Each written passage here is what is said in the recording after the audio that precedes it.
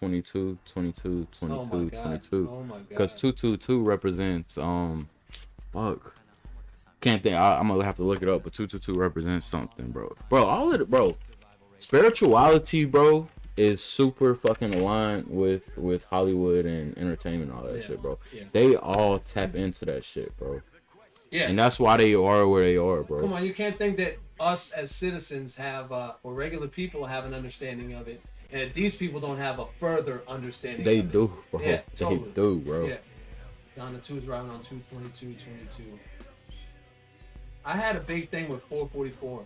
When Jay-Z dropped 444, I was like, bro, 444 had already been in my life for 10 years. Right, bro. I've been seeing that for a long time. Bro, and that's how I am with 222, bro. Like, my grandfather, and this is the anniversary of my, today is the anniversary of my grandfather passing, but when he passed last year, on the way to Louisiana to bury him, bro, I was just fucking seeing 222 everywhere. Like, everywhere, bro. It's crazy. My Billboards. in the twos and fours. Or billboards, all that shit, bro. And then when we was at the hotel waiting for the limousine to pull up, a taxi pulled up right before that, and it was like 318 222. I was like, well, that's crazy. And then we pulled up to the the day before that, when we went to go view the body before the funeral home's phone number was something 222 as well. I was like, bro, this is fucking crazy. So I'm gonna get that shit tatted though. I can do it. I did a tattoo yesterday. Oh word, oh yeah, bro. I definitely gotta fuck with you. Yeah. But 222, I think it represents. You think? Look at is this his billboard? Oh yeah, that's just hard. You think his house is gonna be on fire? What does that mean? I don't know, cause it's crazy, bro. Cause Donda won. I think is honestly, bro. I want to say that it's it's a representation of transition, because Donda won. Because Donda, first of all, is his mom's name. Oh, a reproduction of his childhood Chicago home on fire. That's its album. Right.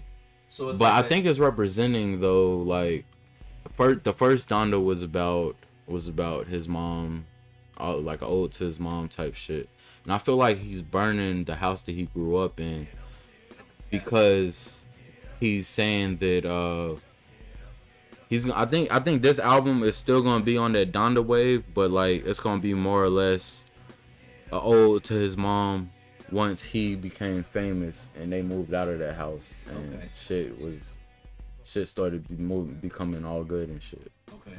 I'm thinking, because it's crazy, at the end of his last Donda performance in Chicago, he set himself on fire and the house on fire that he had propped. Right. And then once he did that, he came out, and Kim came out in a wedding dress, and like they remarried type shit. And my interpretation that was of a that, representation of what happened. Yeah, my interpretation of that was, I think that what he was saying, because the divorce wasn't final then, I think what he was representing was he was burning Kanye West and reintroducing himself as Ye when he married Kim at the end. So he was redoing the whole scene. Yeah, I think that's what bro, Kanye is a fucking genius, bro. And that's what the documentary is called, bro. It's called Genius. Yeah. And he's so aware of it. Dog. And it sucks to be aware of it, because you get like, oh, you're cocky, you're arrogant. You'd be like, what? Because I'm aware of my power. But I ain't putting him on the same level as Jesus, but you know what I'm saying? That's somebody in history that people was like, yeah, nigga, you don't know. Why can't we have you ain't about that life. Modern day? Yeah, no. What's the problem? I mean, but you know what really hit me when he was on that tour and he was running for president? Mm-hmm. I don't know how much money Donald Trump gave him, but I think he was like doing that for a reason, whatever. But it really hit me when he was telling those stories. Yeah, he was being real and authentic. Yeah, like he was like, was it right to display that publicly? Yeah, I don't know. He was trying to get Larry Hoover out, bro. So he was just playing. He was just playing politics. Yeah, in my opinion. Yeah, gotcha. Well, like, Kim was in there talking about a lot of. She went through law school. Yeah, right. And she was trying to get a lot of shit done too, get people released. So yeah, okay. And you know who her pops is, so it's like, And you know, I didn't give her enough credit. Yeah. Because I watched her on David Letterman, David Letterman's new show. Where he's got a full beard Yeah, and right. shit, yeah. It's crazy. You know, we all take her as this untalented Dumbass. yeah, that just got famous for a sex tape, Yeah. right? But at the same time, when she spoke and she was talking about going to law school and all that, I had a new respect for her. Yeah. Newfound respect to be like, you know what? Just because she's done some things doesn't make her unintelligent. You know what I mean? And she came from a family of lawyers. Like, why? Yeah, like exactly. I Like, wish her luck. You know, literally. And I feel like Kanye probably instilled that once for her to do it. Yeah. To do that shit. I know I did that for my wife. Like, my wife was like over school. She was like, she didn't pass the test in Florida 4 times. What, for cosmetology? Yeah, she was like over it. You know, she had done it her whole, you know, done hair and makeup and all that, but without a license, you know, just for friends. But when we came here, she started a new life, and it took me a few years, but I encouraged her. I said, go back to school. She's like, I don't want to do that anymore. I'm like, yes, you do. Right. I'm like, you're just afraid you're not going to pass. Nah, she's killing it. And she went back, and she graduated, and she got the support she needed, and she had her daughter taken care of, you know, and now she's killing it, you know? Yeah, facts. I think that's what sometimes our job in a relationship to inspire. Even if we don't get, like, I've been trying so hard to do what I do for a long time, and I keep doing it. I'm not successful. I mean, I'm successful in my own way. Yeah. But I haven't been successful in a way that people look at me and be like, yo, he's successful. Yeah, you haven't been successful as the standards of society type shit. But in your own opinion, you feel like you... In my own opinion, I feel like I've done a lot of shit. Facts, exactly. And I put a lot into it. But I feel like me getting behind my wife so she could be successful was something I sacrificed so I could be successful. I was like, I need my wife to be successful because she holds it down. She can keep a job.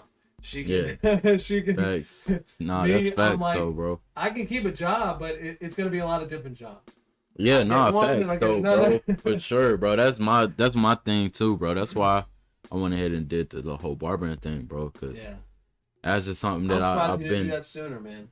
Man, bro, I should have, man. Like, but time's going by fast, man. Cause I was supposed to and I think they put me on like some type of accelerated program because I already been cutting.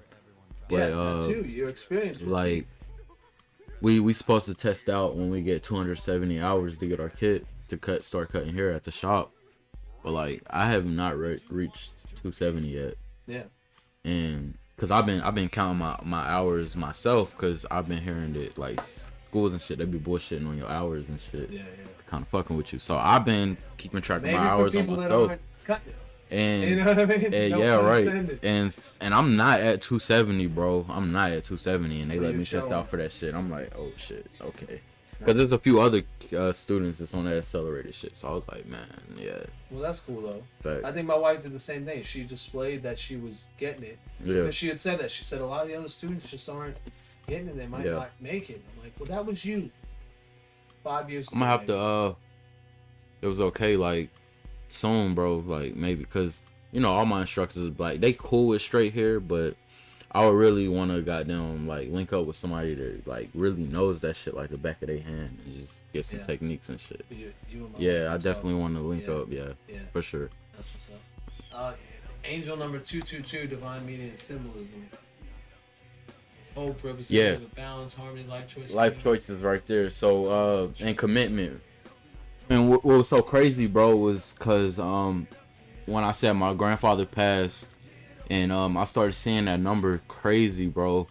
And out of anybody in my life, bro, my grandfather was always the one that was like, so what are you doing? Like, what are you doing with your life? Type shit. Like, is that what you should do? Like you did this and now you're doing that. Blah blah blah. Like, be committed to something or some shit like that. And it's just like two represented like everything that he like said to me type shit. You know what I'm saying?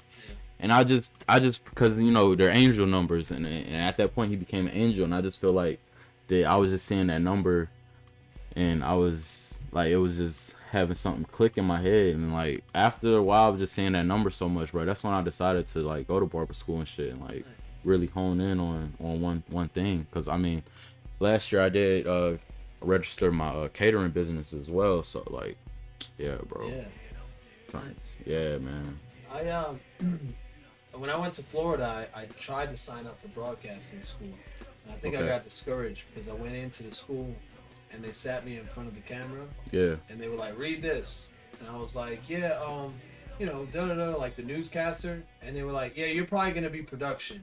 I was like, what you mean I'm be right, nigga? Like, what? I know what I'm going to be. Like, I know I just didn't. Man. I just wasn't good at what they were telling me to do. Yeah. I don't want to be a newscaster. When we such and such. They're trying to set me up to be a newscaster or a camera guy. Yeah. And I'm like, nah. And we're in such a beautiful time, bro, because now we got internet radio, so you don't gotta goddamn go through nobody. Yeah.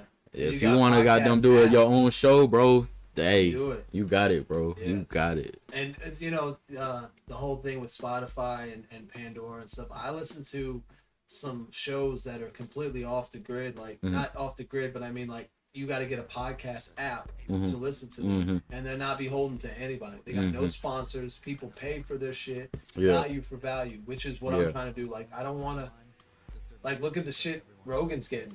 Facts. And rightfully so. Yeah. I think it sucks because he's had this point of view for a long time. Yeah. It's just nobody really held him to it. Yeah. You know, and but it's also shitty that the guy, you know, these people are like, yo, take me off Spotify because I don't want to. And then when India.Arie came out and said it, I understood more. Like I was like, who the fuck is what's his name? The Johnny Cash? No, not Johnny Cash. Fuck. The other dude that said take me off Spotify to begin with because of Rogan. Shit. Hold on, let me see. Rogan. I enjoyed the Rogan show every once in a while. I see like clips. It's cool. The reason why I'm such a big fan of it, I call Joe Rogan like Joe. I'm not a conservative Rogan because he's totally conservative. Like, he totally has the views. Yeah. But what he does is invites guests on that you wouldn't think. He invites guests on that disagree with him purposely. Because he wants to know more. He's genuinely wants to know more. Facts. But I think he's always had certain points of views, and when they put that stuff out with it, when he was saying the N-word like so many times, the context of it is that he was just telling a story. He was just saying, well, Red Fox used to say the word da da da da. Even in that context, you should just know and don't say it. Yeah. Like you don't have to say it, but I know why he said that. But then when India.Arie said, no, I want him off the platform, or I get off the platform because I'm not gonna be. She's like, I only make like this much. None of my plays and money are going to go to him. And that's when it clicked in me. I was like, oh, that's why. They don't want their plays and their money to pay for Joe Rogan to be on Spotify. And I was like, that's what the protest is all about. Yeah. And she protested not just because of the misinformation and the N-word. She protested further because you heard he said he went to a theater in a black neighborhood to see Planet of the Apes. And then when he walked into the movie theater, he said, he literally was like, we walked in the movie theater and it was literally Planet of the Apes. I was in the middle of Africa. He said this shit. And I was like, bro, it doesn't, wow. I'm sorry, bro. I would have laughed. And then he said, I'm a different black person. You can laugh though. Like, I can't.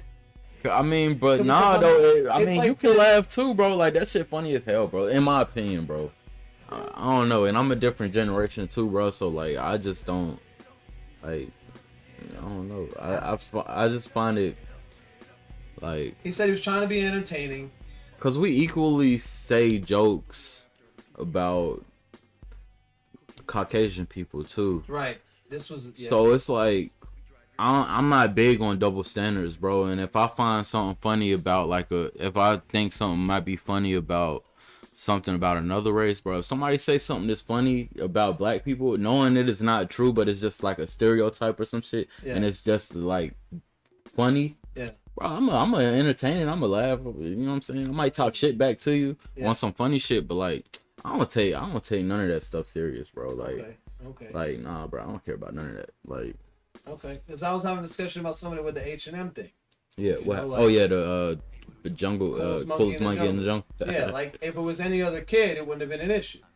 And for that to go through corporate or in a board meeting, like 15 people sitting around a table, y'all didn't know, not one of you thought, not one black person on the board was like, yeah, we. Thing about it though is, bro, I wouldn't be surprised if that board is primarily fucking white, that or just like millennials. They just not they weren't there That's a thinking thing that too. Yeah, shit. that's a Like thing too. what? Because it's with the internet and all that shit, bro. A lot of the stereotypes for like each races is kind of like watered down a little bit. Cause and people and just new people coming up, they don't really understand it like maybe you or me. Cause I'm like in between. You know what I'm saying? Like Yeah. I. I got, you know what I'm saying, my brother and my sister, they're older, so like I was able to like pick up on certain shit, but still like know what the fuck going on now and type shit and like how they think and shit, cause like I'm in the middle. So yeah, bro, like I don't really don't care, bro. Like if something don't directly like affect me, Yeah. I don't care, bro. That shit a funny to different me, bro. perspective. That shit funny to me, man. Well, I would have hella laughed, bro. Like me and James were funny, talking bro. about it. I was like, well, it's different. Like, okay, so you know, you hear a lot of black folks say, like, did you hear Snoop Dogg's white voice? Oh yeah. When Bro, he dressed so up, when he good. got the blonde hair and shit. Yeah, bro. Or so like there's a what you're saying like a double standard because if And that's whiteface, my guy. I If can't. we're gonna talk about blackface, that's whiteface. Like It is. You know But what I'm coming saying? from the context of who was the oppressor and who was oppressed, like there's a difference between you saying it and me saying it. Mm-hmm. Like you could be like, white people be acting like blah, blah, blah, right, whatever. If I said, yo, black people are acting like you know, it's for some reason it's different coming from me. And when I people get understand offended, that bro, reason. my reaction is get over it, bro. Yeah. Cause I'm guaranteed, bro, if somebody was if y'all was having a family function, somebody did the impression on a white person, you would find that shit funny, bro. Oh yeah. If a black person did an impression on another black person, you would find that funny. But because it's coming from a white person, Right. it's not funny. Fuck that shit. If it's funny, it's funny. Like Yeah. Well, you think a white person can get up and do the same Chris Rock jokes? yeah, I think. Yeah. Cause Chris Rock, Chris Rock he's said very political with his comedy. So it depends on the white person with their how like Bill they Burr are. is known to do. Bill Burr is his wife is black, so you can tell that Bill Burr is down. You know, for any sake of the, you know what I'm saying. He's from, I think he's from Boston. He's But truth is truth, man. I don't care who it come from. Yeah. And that's what comedy is to me, bro. Yeah. It's just truth in a entertaining form. Entertaining way, yeah.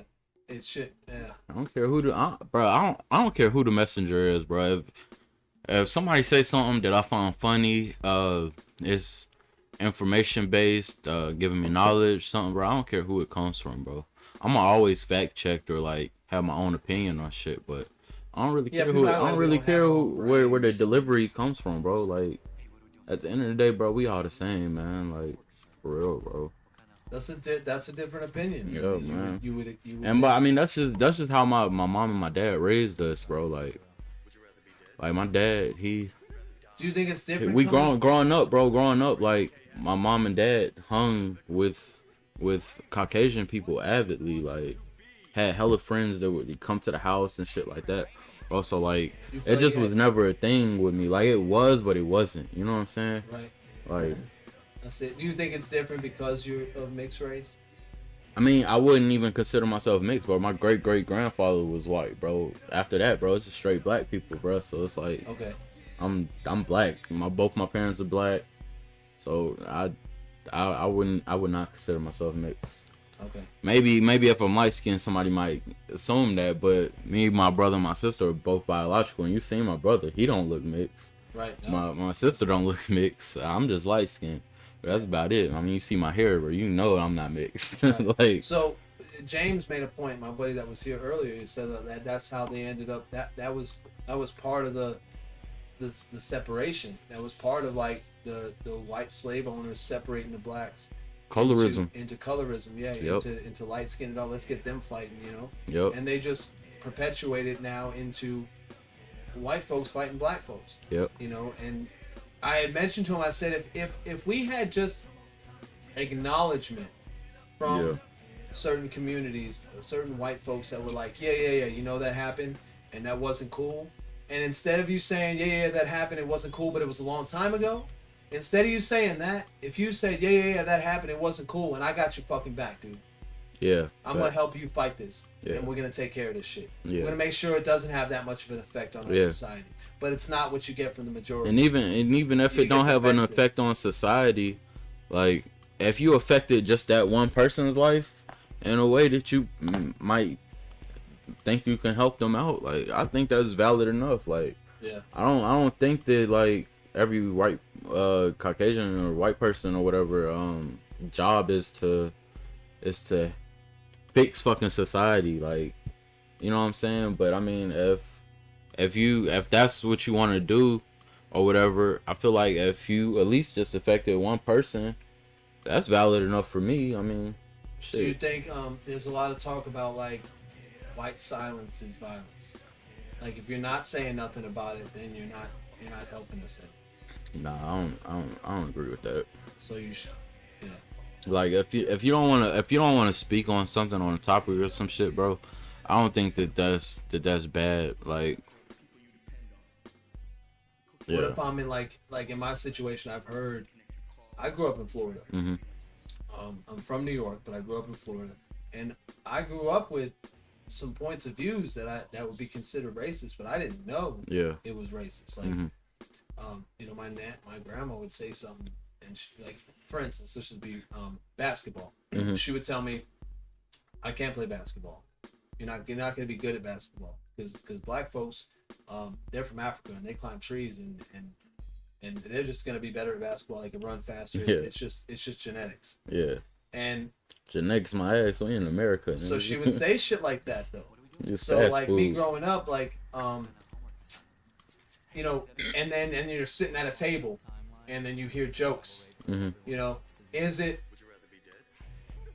I feel, I hate to say guilty because people be like, "Oh, you shouldn't have white guilt because you had no part of that." But if I was sitting at a table and I heard somebody crack a black joke, and I don't think it was appropriate, and there's no other black person around to defend themselves or say, be like, "Yo, that fucking wasn't funny," I do feel it's my place to say something. Mm-hmm. Because I've been told that, like, don't tell me what I need to do in my community. Yeah. You speak to your folks.